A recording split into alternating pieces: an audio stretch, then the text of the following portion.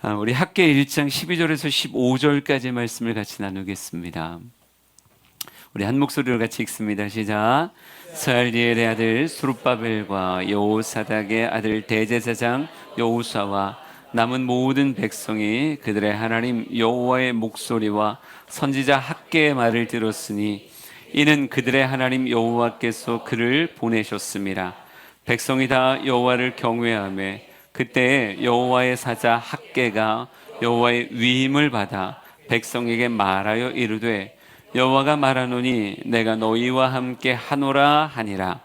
여호와께서 스알디엘의 아들 유다 총독 스룹바벨의 마음과 여호사닥의 아들 대제사장 여호수아의 마음과 남은 모든 백성의 마음을 감동시키심에 그들이 와서 만군의 여호와 그들의 하나님의 전 공사를 하였으니 그때는 다리오 왕 제2년 여섯째 달 24일이었더라. 아멘. 오늘 어떤 말씀을 전할까 고민이 좀 되었었습니다. 집사 임직 예배인데 집사님에 관한 이야기를 같이 나눌까 했는데 지난 주일에 우리 두 분의 훌륭한 강사님이 오셔서 여러 가지 말씀을 전해주셨을 것 같아서 그냥 학계의 말씀을 나눌 건데 전 오늘 말씀이 어찌 보면 집사님들의 삶에서 발견되어져야 될 너무나 마땅한 열매의 모습이 아닐까 하는 생각이 들어요. 그냥 저 혼자 생각인데 성경에 이런 표현 있잖아요. 아이의 믿음, 청년의 믿음, 아비의 믿음이라고 하는 단어가 있는데 전 성도님, 집사님, 권사님, 물론 권사님, 장로님들의 이런 직분의 모습이 아이의 믿음, 청년의 믿음, 아비의 믿음과 좀 연결되지 않을까 하는 그런 생각을 좀 해봤었거든요. 그러니까 우리 성도님이라고 얘기하면 아직 물론 나이적으로 어려서 그럴 수도 있지만 그래도 신앙 안에서는 교회에 낯설게 왔고 이제 교회 문화에 젖어 들어가며 스스로의 신앙의 정체성을 세워가는 이런 과정 안에 있는 분들이 아이의 믿음이요 또 성도님들의 믿음의 모습이 아닐까 하는 생각이 들어요. 아직은 누군가가 돌봐줘야 되고 이 낯섦을 익숙함으로 변화시켜주기 위해서 양육해주는 그런 필요성이 있는 분들, 양육을 받아야 될 필요성이 있는 분들이 성도님들이지 않을까 하는 생각이 듭니다. 근데 이런 모습에서 집사가 된다라고 얘기하는 건요, 어찌 보면 청년의 믿음과 같이 청년의 믿음을 성경이 이렇게 묘사하거든요. 첫 번째, 너희가 강하고 이렇게 써 있어요. 그러니까 강하다라고 하는 건 저는 그렇게 생각하거든요. 의존적 신앙이 아니라 자립적 신앙이다. 그러니까 누군가가 나를 챙겨주고 손잡아주고 나를 이끌어줘야 신앙생활할 수 있는 그런 모습을 이제는 벗어나서 스스로의 결단 가지고 예배 생활할 줄 알고 헌금 생활할 줄 알고 봉사 생활할 줄 아는, 그러니까 내가 내 믿음을 지켜갈 수 있는 강함이 있을 때 그 모습이 청년의 믿음이요 집사의 믿음이라 생각하고요. 그리고 너희가 강하고 또 뭐라고 써 있냐면 하나님의 말씀이 너희 안에 거하시고 이렇게 써 있어요.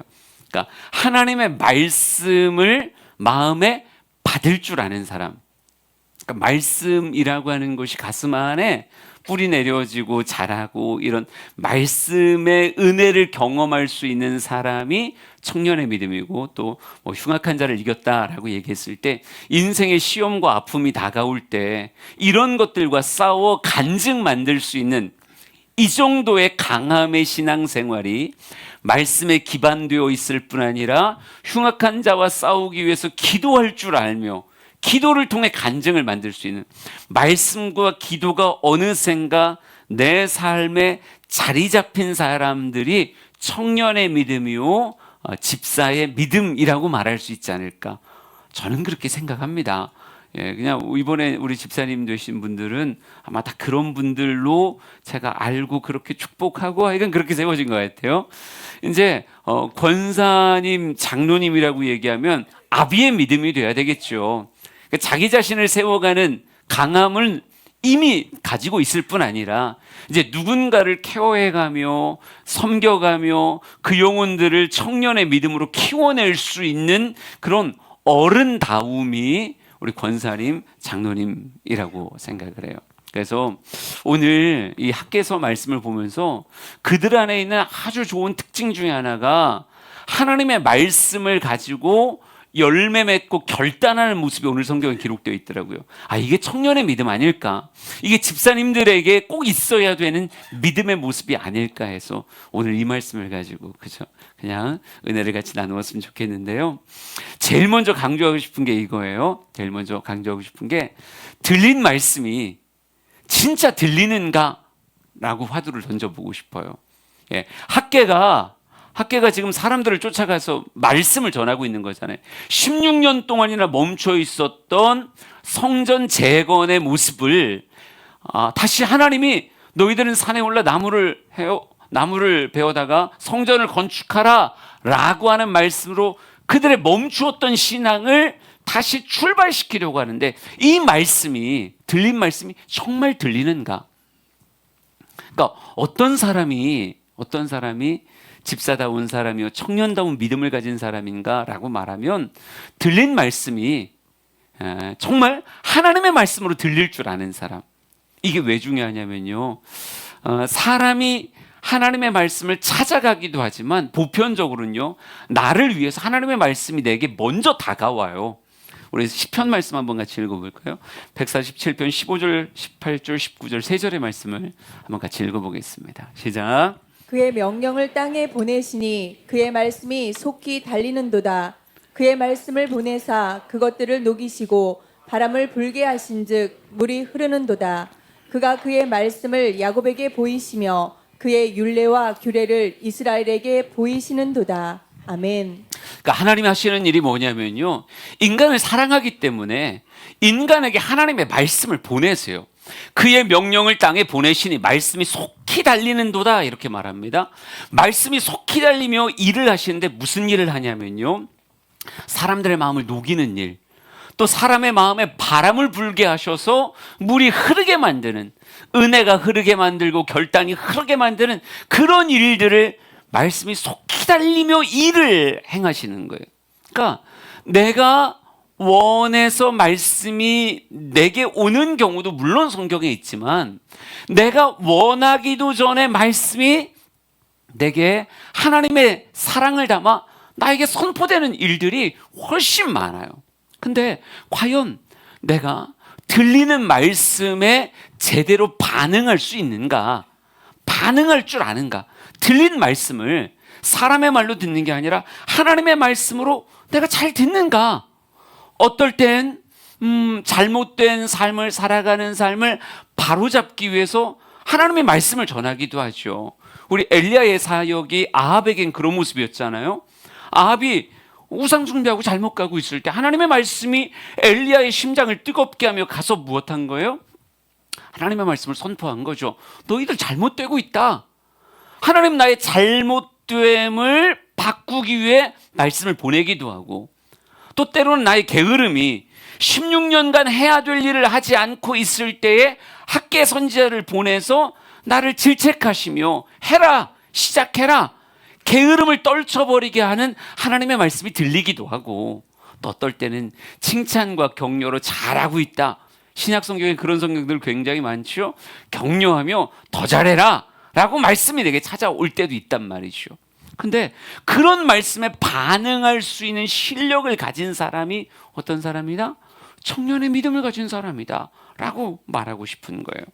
우리 마태복음 13장의 말씀, 우리가 씨 뿌리는 비유라고 많이 하는데 이 씨 뿌리는 비유에 하나님 예수님께서 해주시는 해석의 말씀을 쭉 한번 같이 신경 써서 읽어볼게요. 시작. 그런즉 씨 뿌리는 비유를 들으라. 아무나 천국 말씀을 듣고 깨닫지 못할 때는 악한 자가 와서 그 마음에 뿌려진 것을 빼앗나니 이는 곧 길가에 뿌려진 자요. 돌밭에 뿌려졌다는 것은 말씀을 듣고 즉시 기쁨으로 받되 그 속에 뿌리가 없어 잠시 견디다가 말씀으로 말미암아 환난이나 박해가 일어날 때에는 곧 넘어지는 자요. 가시떨기에 뿌려졌다는 것은 말씀을 들으나 세상의 염려와 재물의 유혹에 말씀이 막혀 결실하지 못하는 자요. 좋은 땅에 뿌려졌다는 것은 말씀을 듣고 깨닫는 자니 결실하여 어떤 것은 100배, 어떤 것은 60배, 어떤 것은 30배가 되느니라 하시더라. 아멘. 그러니까 똑같은 말씀이 뿌려졌다고 해서 똑같은 열매가 맺어지는 게 아니라 말씀을 어떻게 받아들이느냐라고 하는 것에 따라서 내가 길가가 되기도 하고 돌짝밭이 되기도 하고 가시덤불, 가시떨기에 뿌려진 그런 씨앗이 되기도 하고 또 좋은 땅이라고 표현되는 100배, 60배, 30배의 결실을 맺는 그런 땅이 되기도 한다는 거죠. 저는 우리 집사님들 또 이곳에 있는 모든 성도들이 신앙에 있어서 청년다움, 즉 하나님의 말씀이 너희 속에 거하시며 라고 하는 말씀을 그저 올려놨다 악한 자들이 뺏어가는 모습이 아니라 말씀이 실제로 그 안에 받아져서 주님이 원하시는 결실로 나아가는 이런 모습이 되었으면 좋겠습니다. 오늘 학개 선지자가 전한 말씀 앞에 스룹바벨이 또 여호수아가 그리고 백성들이 보여주는 옥토와 같은 모습이 있어요. 전 그 모습이 우리 모두에게 도전이 되었으면 좋겠습니다. 우리 성경 말씀 학개 말씀 1장 12절의 말씀을 같이 읽을게요. 같이 읽습니다. 시작. 스알디엘의 아들 스룹바벨과 여호사닥의 아들 대제사장 여호수아와 남은 모든 백성이 그들의 하나님 여호와의 목소리와 선지자 학개의 말을 들었으니 이는 그들의 하나님 여호와께서 그를 보내셨음이라. 백성이 다 여호와를 경외하매. 아멘. 여러분 학개라고 하는 선지자는요 성경에 그 사람을 우리가 알아갈 만한 그 어떤 흔적이 성경에 없어요. 이 사람은 포로 귀환할 때도 존재감이 전혀 없던 사람이었습니다. 근데 스룹바벨이라고 하는 사람은 포로 귀환의 1차 귀환의 지도자였고 총독이 스룹바벨이었고 여호수아는 성경이 대제사장이라고 이렇게 써놨어요. 그들은 사회적 지위나 또 신앙 안에서의 명성이 이미 자리가 잡힌 사람들입니다. 근데 이런 사람들이 포로 귀환을 주도했고 성전 재건을 시작했으나 어느 순간 지지부진하게 멈춰 있는 거예요. 그 멈춤이라고 하는 것도 성경 말씀 보면 근거가 있어요. 왕이 못하게 막으니까 법령으로 막아버리니까 못하고 있는 상황인 건데 갑자기 듣도 보도 못했던 학개라고 하는 선지자가 등장하더니 하나님의 말씀이 내게 임했다라고 말하며 말을 선포하기 시작합니다. 학개의 사역은요 성경에 딱 4개월 정도로 묘사가 되어져요. 그러니까 어느 순간 갑자기 나타나서 하나님의 말씀이 내게 임했다라고 말하며 아주 강한 어조로 너희의 삶이 구멍 뚫린 전대 같다. 너희의 삶을 하나님이 불어버리실 거다. 너희들의 삶에 한재가 들게 할 거다. 약간 저주 비슷한 그런 말씀들이 그들에게 막 선포되어진다고요. 딱 4개월. 그러니까 학개라고 하는 사람은 이전에도 존재감이 없었고요. 말씀을 전하고 난 이후에도 어느 순간 사라져버리는 무명의 선지자가 학개라고 이렇게 말할 수 있어요. 근데 이 학개가 말씀을 전했을 때 성경 말씀은 이렇게 써 있어요. 스알디엘의 아들 스룹바벨과 그리고 대제사장 여호수아와 남은 모든 백성들이 그들의 하나님 여호와의 목소리와 선지자 학개의 말을 들었으니라고 이렇게 써 있어요. 그러니까 제가 지금 여러분에게 도전하고 싶은 건 뭐냐면요. 총독이란 명예를 가지고 있어도 누구를 인정한 거냐면 하나님의 목소리 이퀄 선지자 학개의 말을 들었다 이렇게 말해. 학개가 와서 하는 이야기를 스룹바벨이 무엇으로 들었다는 거예요? 하나님의 말씀으로 들었다는 거예요. 대제사장 여호수아도 아니 내가 예복을 입고 있는 대제사장인데 듣도 보도 못한 사람이 와서 하나님의 말씀이 내게 임했습니다 라고 말하며 한재들 겁니다. 구멍 뚫린 전대가 판벽한 집에 거하는 너희들의 하나님의 전이 황폐해졌네. 이게 무슨 짓입니까? 라고 말하는 격한 그 메시지를 대제사장 여호수아도 무엇으로 들었다고요? 여호와의 목소리로 들었다고요. 온 백성도 그렇게 들었어요. 예. 하나님의 말씀을 진짜 들을 수 있는가? 되게 초라해 보이는 학개라고 하는 한 사람, 어찌 보면 이름은 가지고 있지만 무명과 다를 바 없는 한 사람의 입에서 나오는 하나님의 말씀이 이렇게 말합니다라고 하는 것을 하나님의 말씀으로 들을 수 있는가? 아니면 못 듣는가? 저는 우리 주영교회 성도들이 들리는 하나님의 말씀을 진짜 하나님의 말씀으로 들을 수 있는 삶의 실력이 있기를 간절히 소망합니다. 하나님은 뜻없이 말씀을 보내시는 게 아니에요. 내게 들리고 내게 보여지고 내게 묵상되어지는 모든 말씀들이, 특별히 성경을 기반으로 해서 우리에게 들려지는, 보여지는, 묵상되는 모든 말씀이 우리의 삶에 다가오는 건 우연이 아니다 라는 고백 안에서 들린 말씀을 진짜 하나님의 말씀으로 받을 수 있는가? 선지자 학개의 말을 하나님의 목소리로 들을 수 있는가? 아니면 학개의 말이 그냥 학개의 말로 들리는가? 이 차이가 전 엄청나다고 생각합니다. 성경에요, 이 두 가지의 예가 말씀을 우습게 여겼던 사람의 예도 등장하고요, 말씀을 하나님의 말씀으로, 사람의 말로 아니라 하나님의 말씀으로 들은 사람들의 모습도 성경에 등장해요. 여러분이 누구를 닮았나 한번 잘 보세요. 예레미야 36장 말씀을 한번 볼 겁니다. 되게 유명한 이야기인데요, 4절부터 24절까지 발췌로 읽을 거예요. 한번 쭉 읽어봅시다. 시작. 이에 예레미야가 네리야의 아들 바룩을 부르매 바룩이 예레미야가 불러주는 대로 여호와께서 그에게 이르신 모든 말씀을 두루마리 책에 기록하니라. 왕이 여우디를 보내어 두루마리를 가져오게 하매 여우디가 서기관 엘리사마의 방에서 가져다가 왕과 왕의 곁에 선 모든 고관의 귀에 강독하니 그때는 9째 달이라. 왕이 겨울 궁전에 앉았고 그 앞에는 불피운 화로가 있더라. 여우디가 서너 쪽을 낭독하면 왕이 칼로 그것을 연하여 베어 화롯불에 던져서 두루마리를 모두 태웠더라. 왕과 그의 신하들이 이 모든 말을 듣고도 두려워하거나 자기들의 옷을 찢지 아니하였고. 아멘. 예레미야가 바룩이라고 하는 사람을 불러다가 글을 쓰게 합니다. 근데 글을 쓰게 하는데 예레미야가 하는 말을 받아 적게 했어요. 근데 성경은 이렇게 써놨습니다. 여호와께서 그에게 이르신 모든 말씀을 두루마리 책에 기록하니라, 이렇게 써 있어요.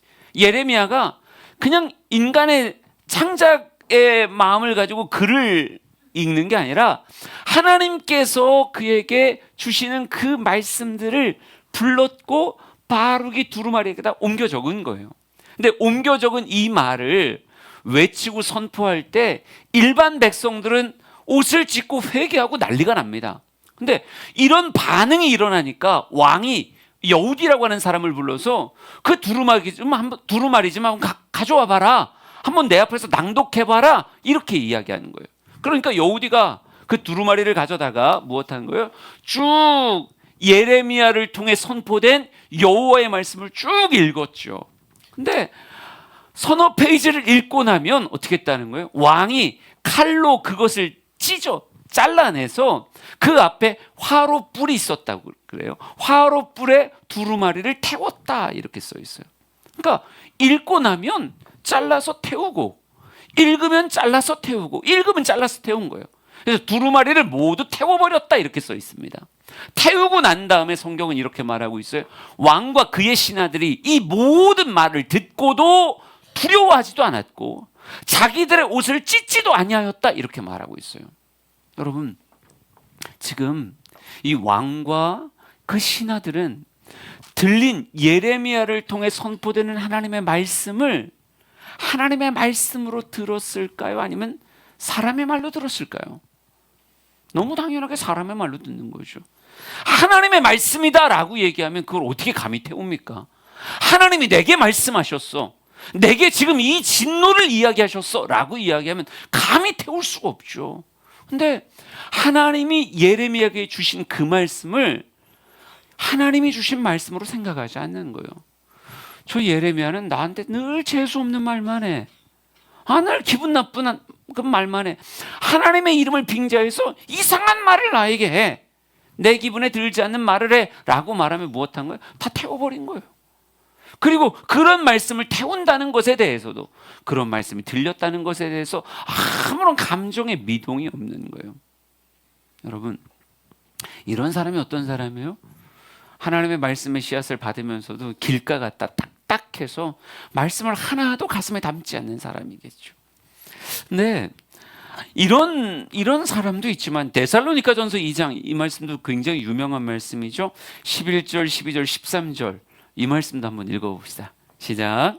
너희도 아는 바와 같이 우리가 너희 각 사람에게 아버지가 자기 자녀에게 하듯 권면하고 위로하고 경계하노니 이는 너희를 부르사 자기 나라와 영광에 이르게 하시는 하나님께 합당히 행하게 하려 함이라. 이러므로 우리가 하나님께 끊임없이 감사함은 너희가 우리에게 들은 바 하나님의 말씀을 받을 때에 사람의 말로 받지 아니하고 하나님의 말씀으로 받음이니 진실로 그러하도다. 이 말씀이 또한 너희 믿는 자 가운데에서 역사하느니라. 아멘. 데살로니가 전서를 보면요, 하나님께 합당히 행하게 하려 함이라. 하나님 앞에 합당하게 그들이 행하게 하기 위해서 뭐라고 써 있냐면 권면하고 자녀에게 하듯 권면하고 위로하고 경계했다 이렇게 써 있어요. 어떨 땐 잔소리같이 권면하기도 했고 어떨 땐 위로하기도 했고 어떨 땐 크게 화내듯 경계하기도 했다는 거예요. 꼭 아버지가 자녀에게 하듯 위로하기도 하고 권면하기도 하고 경계하기도 하고 다양한 이야기들로 하나님의 말씀에 합당한 사람 되려고 그들에게 하나님의 말씀을 전했다는 거죠. 근데 이 데살로니가 사람들을 바라볼 때마다 바울의 마음에 진짜 큰 감동이 되는 건 뭐냐면 너희가 우리에게 들은 바 하나님의 말씀을 받을 때에 사람의 말로 받지 아니하고 하나님의 말씀으로 받음이니 진실로 그러하다 이렇게 써 있어요. 그러니까 데살로니가 사람들만 생각하면 바울이라고 하는 사람이 하나님 앞에 늘 감사의 고백을 드릴 수밖에 없었던 게 때로는 권면하고 때로는 경계하고 때로는 위로하며 하나님의 사람으로 세워가고자 하는 모든 말들을 경계의 말도 위로의 말도 권면의 말도 다 뭘로 받더라? 사람의 말로 받는 적이 없다는 거예요. 다 하나님의 말씀으로 받음이니 진실로 그러하도다. 그러면 성경은 아예 우리에게 써놨다고 진실로 그러하다는 거예요. 바울이 개인적 그런 야망을 가지고 혹은 누군가를 가스라이팅 하려고 그런 이야기들을 하는 게 아니라 하나님이 그들의 삶을 이루어가기 위해 무엇 하신 거예요? 바울의 입술을 통해 하나님의 말씀을 전하게 하셨던 거예요. 진실로 그러하다. 그랬더니 이 말씀이 또한 너희 믿는 자 가운데서 역사하느니라 이렇게 써 있단 말이죠. 저는 그 당시에 지도자였던 스룹바벨 그리고 대제사장이었던 여호수아 이 사람들의 신앙의 수준이 진짜 높다 생각되는 건 어느 날 갑자기 나타나서 하나님의 말씀이 내게 임했습니다 라고 말하며 아주 신랄하게 경계하고 경고하며 그들에게 성전 재건을 당장 시작하라 라고 말하는 그 학계의 메시지를 스룹바벨도 무엇했다는 거예요? 아멘 했다는 거고 여호수아도 그 예복을 입은 여호수아가 아멘 하나님의 말씀입니다 하나님의 목소리입니다 이렇게 받았고 그들이 그렇게 받으니 온 백성들 역시 무엇으로 받았다고요? 하나님의 말씀입니다 라고 받으며 그 말씀 앞에 학계의 목소리가 아니라 하나님의 목소리로 받아낼 수 있는 그런 실력이 그들에게 있었다는 거죠. 저는 우리 주양교회 성도들에게 내게 들리는 하나님의 말씀을 하나님의 말씀으로 받아낼 수 있는 성경의 모든 이야기들 그리고 그것이 설교가 되어 혹은 묵상이 되어 혹은 성경 통독이 되어 여러분에게 다가올 때 진실로 하나님의 말씀입니다 라고 말하며 그 말씀을 믿음으로 받아낼 수 있는 신앙인의 실력이 우리 모두에게 있기를 간절히 소망합니다. 학계 1장 12절 말씀을 다시 한번 볼까요? 같이 읽습니다. 시작. 살디엘의 아들 스룹바벨과 여호사닥의 아들 대제사장 여호수아와 남은 모든 백성이 그들의 하나님 여호와의 목소리와 선지자 학계의 말을 들었으니 이는 그들의 하나님 여호와께서 그를 보내셨음이라. 백성이 다 여호와를 경외하며 아멘. 여호와를 경외하는 그 모습을 하나님의 말씀을 전하는 그에게 무엇한 거예요? 그를 높임을 통해 보여준 거예요. 학계라고 하는 사람을 총독보다 높은 곳에 대제사장보다 높은 곳에 글을 올리며 하나님이 지금 저를 통해 우리에게 말하고 계십니다 라고 인정하며 그 앞에 부복했다는 거죠. 우리 주영의 성도들이 진짜 말씀 귀한 줄 알기를 간절히 소망합니다. 예, 말씀이 값싸지면 안 되는 거예요. 내게 들린 말씀이 의미가 있구나, 하나님이 나에게 괜히 그 말씀 하시는 게 아니구나 라고 말씀이 말씀으로 들려질 때 하나님의 사람의 합당한 모습으로 내가 빚어지는 거지. 아무리 하나님이 말씀을 보내도 잘라 태우고 이건 이런 이유로 태우고 저건 저런 이유로 태우고 다 태워버리고 나면 그 사람은 말씀으로 인한 역사가 그의 삶에 나타나지 않는단 말이죠. 그 삶은 하나님의 결실을 맺는 자가 아니라 어찌 보면 아주 황폐한 땅과 같은, 아무것도 결실되어지지 않는, 신앙생활을 한다고는 말하지만 신앙의 열매는 하나도 맺어지지 않는 아주 딱딱한 길가가 될 수밖에 없다는 얘기예요. 하나님의 말씀을 하나님의 말씀으로 진짜 받아낼 수 있는 실력이 있을 때 성경은 이렇게 축복합니다. 학개 1장 13절 말씀입니다. 같이 읽습니다. 시작. 그때 여호와의 사자 학개가 여호와의 위임을 받아 백성에게 말하여 이르되 여호와가 말하노니 내가 너희와 함께 하노라 하니라. 아멘. 가장 크게 책망했던 학개가 하나님의 말씀을 하나님의 말씀으로 받아들이며 스룹바벨도 대제사장 여호수아도 하나님의 말씀 앞에 경외심을 보이는 그 모습 앞에 무슨 선언을 합니까? 하나님의 위임을 받아 이렇게 선언합니다. 여호와가 말하노니 내가 너희와 함께 하노라, 이렇게 말해요. 엄청난 축복이죠. 내가 너희와 함께 하노라 라고 이렇게 말해요. 여러분, 이 말이 무엇이 되냐면 그 눌려있던 16년을 끝낼 수 있는 엄청난 동기부여가 됩니다. 아, 내가 도전할 수 있겠구나, 내가 새롭게 시작할 수 있겠구나. 왜요? 하나님이 우리와 함께 하니까, 하나님이 진짜 나와 함께 하니까. 여러분 잘 보세요. 현실은 하나도 달라진 게 없어요. 에스라 4장 23절, 학개 1장 2절 말씀 한 번에 보여드리면요, 이렇게 써 있습니다. 뒤에 있는 게 학개 1장 2절인데 이 백성들이 말하기를 뭐라고 말하냐면 여호와의 전을 건축할 시기가 이르지 아니하였다, 이렇게 말해요. 이게 16년을 계속 딜레이했던 이유입니다. 아직은 때가 아니에요. 아직은 시기가 아니에요. 아직 우리가 이런 거 시작하면 안 돼요. 왜 때가 아니냐면 에스라 말씀 보여주세요. 이렇게 써 있습니다. 아닥사스다 왕의 조서 초본이 낭독되는데 그들이 그 예루살렘으로 급히 가서 유다 사람들을 보고 권력으로 억제하여 그 공사를 그치게 하였다. 당시 시대 상황이 그래요. 왕의 명령으로 무엇한 거예요? 너희들 재건 공사하지 마. 그래, 권력으로 억제하여 공사가 중단되어진 그런 상황이었어요. 그러니까 하고 싶어도 할 수 없는 상황. 그러니까 이 상황을 백성들이 뭐라고 얘기하는 거예요? 여호와의 전을 건축할 시기가 이르지 아니하였어, 이렇게 말하고 있었던. 그러니까 지금 상황은 학개의 말을 듣기 전이나 들은 후나 왕의 조서로 그들의 건축을 억제하고 있는 상황은 변한 게 하나도 없는데 그들이 말씀을 제대로 받았더니 하나님이 뭐라고 말하는 거예요? 내가 너희와 함께 하노라. 하나님이 내가 너희와 함께 하노라. 상황은 바뀌지 않았는데 뭐가 바뀌었냐면 믿음이 바뀌어버렸어요. 왕을 두려워하는 그 마음에 사로잡혀 있었던 사람들에게 하나님의 위임을 받은 학개가 이렇게 말하는 거죠. 여호와가 말하노라. 내가 너희와 함께 하노라.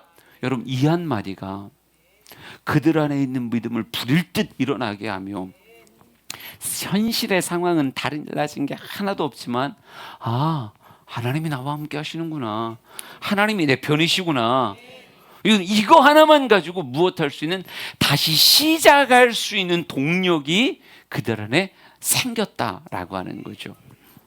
우리가 이게 진짜 믿어지고 들려지고 이 모습이 우리의 삶에 있어야 돼요. 상황을 따라가는 게 그리스도인이 아니고, 그리스도인은 뭘 따라가는 거예요? 하나님의 말씀을 따라가는 거예요. 여러분, 아브라함이 본토 친척 아비집을 떠나 내가 내게 지시하는 땅으로 가라. 여러분, 갈 바를 모르고 갔다고 성경에 써 있어요. 아브라함을 움직이고 있는 건 상황이 아니라 뭐예요? 말씀이라니까요. 이건 성경의 창세기로 시작해서 계시록까지 이어지는 이야기예요. 그리스도인은 상황을 보고 걸음을 떼는 사람이 아니라 무엇을 따라? 내게 임하는 하나님의 말씀, 하나님의 약속, 하나님의 소망에 따라 내 삶의 발걸음을 움직이는 게, 그게 누구다? 그게 그리스도인이다. 우리 사랑하는 성도들이 2024년에 내가 말씀을 따라 걷습니다 라고 하는 걸 삶으로 꼭 경험할 수 있기를 진심으로 축복합니다. 예. 마지막으로 학계 1장 우리 14절 15절 말씀 읽죠. 같이 읽습니다. 시작. 여호와께서 스알디엘의 아들 유다 총독 스룹바벨의 마음과 여호사닥의 아들 대제사장 여호수아의 마음과 남은 모든 백성의 마음을 감동시키매 그들이 와서 만군의 여호와 그들의 하나님의 전 공사를 하였으니 때는 다리오 왕 제2년 여섯째 달 24일이었더라. 아멘. 학계의 선지자로 주기 환기가 되고 학계의 선지자의 확언, 내가 너희와 함께하노라 라고 하는 그 말이 스룹바벨의 심장에, 여호수아의 심장에, 온 백성들의 마음에 뭘로 다가왔어요? 감동으로 다가왔어요. 성경의 어휘의 표현이 그래. 감동하였다. 보여주세요. 말씀. 예. 희한하네. 이게 감동이 돼야 되는데 나만 감동이 되는 것 같은. 세 번째 줄에 써 있잖아요. 백성의 마음을 감동시키매. 예, 스룹바벨의 마음, 여호수아의 마음, 백성의 마음을 한결같이 뭐했다고요? 감동시켰다는 거예요. 그 감동 앞에 성경 15절 계속 봐요. 때는 다리오 왕 제2년 여섯째 달 24일이었더라 라고 말하며 시점을 찍어놓고 무엇이 시작돼요? 공사 재건이 시작되어져요. 멈췄던 공사가 다시 시작된다고요. 환경 변화가 아무것도 없지만 하나님의 말씀으로 용기 백백해 감동을 받고 나니까 그 감동 앞에 화답하며 몇 날 며칠 여섯째 달 24일 이날 우린 시작합니다. 그러면서 시작을 쫙 이끌어 가더라는 거죠. 저는 우리 집사님들도 분명히 여러 가지 말씀을 묵상하고 듣고 설교를 듣고 특별히 이 근래에 성경을 읽든 뭘 하든 분명히 하나님의 마음에 뭔가 감동을 주시지 않았을까? 여기 있는 스룹바벨들에게 감동을 주시고 여호수아에게 감동을 주시고 그 감동이 뭔지 모르겠지만 하여간 감동을 주시지 않았을까?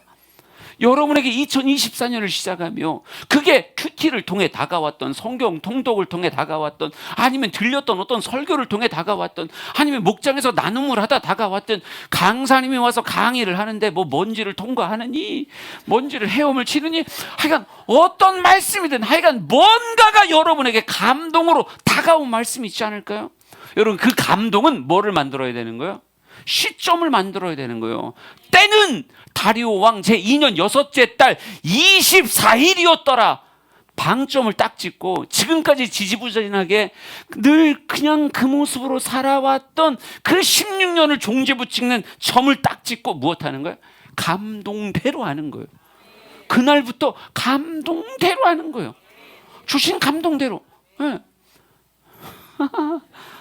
야, 여러분 여기서 반응이 없으면 설교를 길게 할 생각입니다. 제가 원래 지금 끝낼 생각이었거든요. 근데 뭐 감동이 안 오는 것 같아서 감동이 올 때까지 할 생각. 분명히 하나님은 여러분에게 학계를 보내시며 여러분의 눈을 열어 여러분의 귀를 열어 하나님이 먼저 나를 향해 보내셨던 그 말씀을 듣게 하시고 보게 하시고 우리의 마음을 두드리시며 뭘 주시는 거예요? 하나님이 나와 함께 하시는구나. 내가 해야 되겠다. 혹은 이런 일들에 내가 도전해야 되겠다. 2024년을 내가 하나님의 말씀 앞에 나의 예배 생활 앞에 내가 어떤 양육을 받음에 있어서 양육을 함에 있어서 혹은 어떤 신앙생활의 한 걸음을 내딛는 것에 대한 하나님 감동을 주신단 말이에요. 이 감동에 대해서 무엇하라? 때는 다리오 왕 제2년 여섯째 달 24일이었더라 라고 말하며 2024년 1월 오늘 며칠이에요? 10일이었더라 라고 말하며 오늘 방점을 딱 찍고 출발하는 그 어떤 무언가가 우리의 삶에 있어야 된다는 얘기죠. 그게 진짜 집사다움인 거요. 끝내라 이거지. 좋아요. 아니 쳐요. 지금 느낌이 딱 너무 좋았어요. 지금 쫄지 마요. 담대하라고요. 예?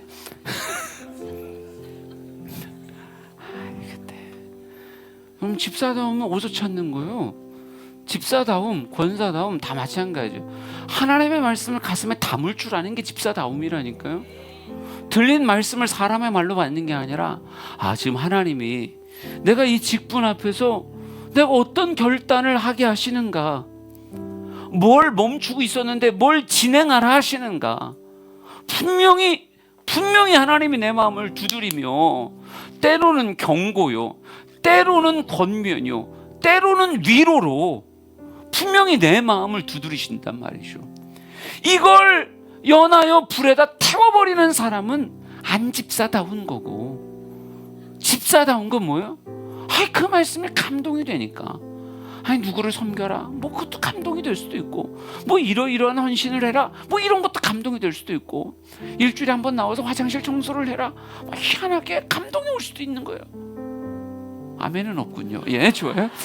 근데 하여간 어떤 모습이건 간에 감동이 탁 왔을 때 때는 이라고 말하며 내가 오늘부터 그리하리라, 내 일기에 때는 몇 월 며칠이었더라 딱 적어놓고 그걸 시작할 수 있는 모습이 옥토에 무엇이 심기는 말씀의 씨앗이 심기는, 이제 그게 그 안에서 그때가 하루하루 지나가면서 무엇하는 거예요? 싹이 돋고 정말 대가 자라며 나중에 그곳에서 잎이, 그곳에서 꽃이, 또 그곳에서 열매가 맺어지는 귀한 역사가 있게 된다는 거죠. 우리 주영의 성도들이 말씀 앞에 감동받고 일을 시작할 수 있는 귀한 역사가 있기를 원합니다. 우리 마지막 찬양으로 말씀 앞에서라고 하는 이 찬양 부르며 우리 같이 기도할 거예요. 하나님, 2024년 내 인생에 말씀의 결실이 가득하게 하옵소서. 우리 그 고백을 가지고 찬양하고 기도하며 오늘 주님 앞에 나가기를 원합니다.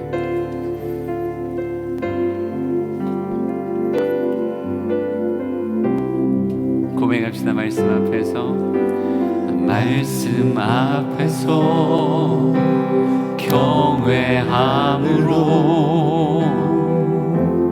주께 홀로 섭니다.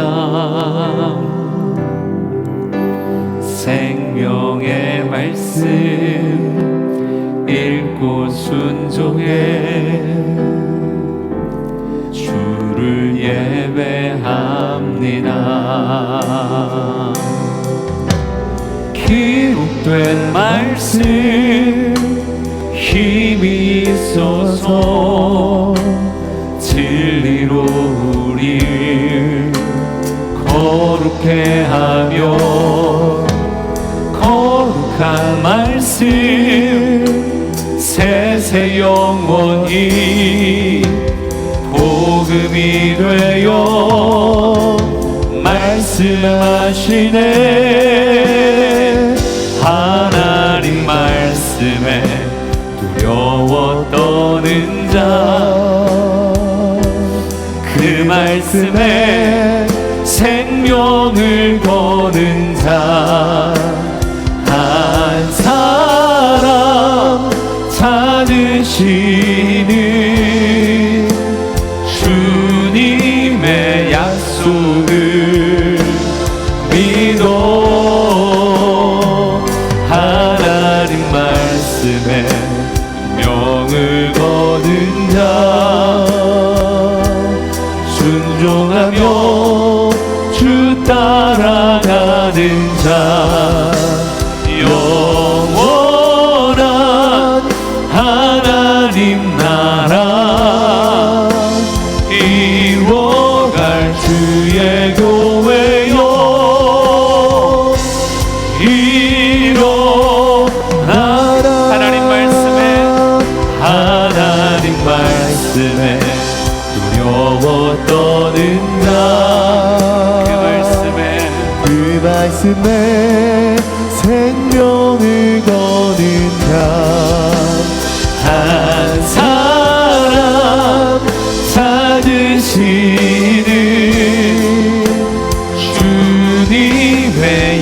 약속을 믿어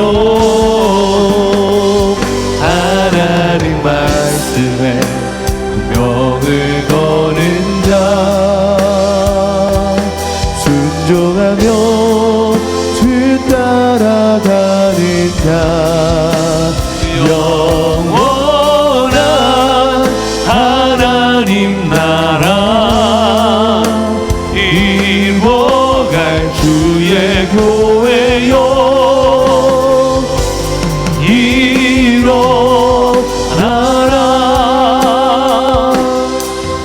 우리 다 눈을 감읍시다. 하나님은 분명히 내 인생을 하나님의 이름에 합당한 인생 만들기 위해서 내가 원하기도 전에 하나님의 말씀이 내 인생에 찾아오신다고요. 때로는 권면하고 때로는 위로하고 때로는 경계하면서 하나님의 말씀이 찾아옵니다. 그 말씀 앞에 우리 사랑하는 성도들이 감동받고 실천하는 사람 되었으면 좋겠습니다. 어떤 말씀이든 태워버리는 것이 아니라 내 인생에 심어낼 수 있는 그런 우리 모두가 되기를 원합니다. 우리 주여 한번 부르짖고 통성으로 같이 기도합니다. 주여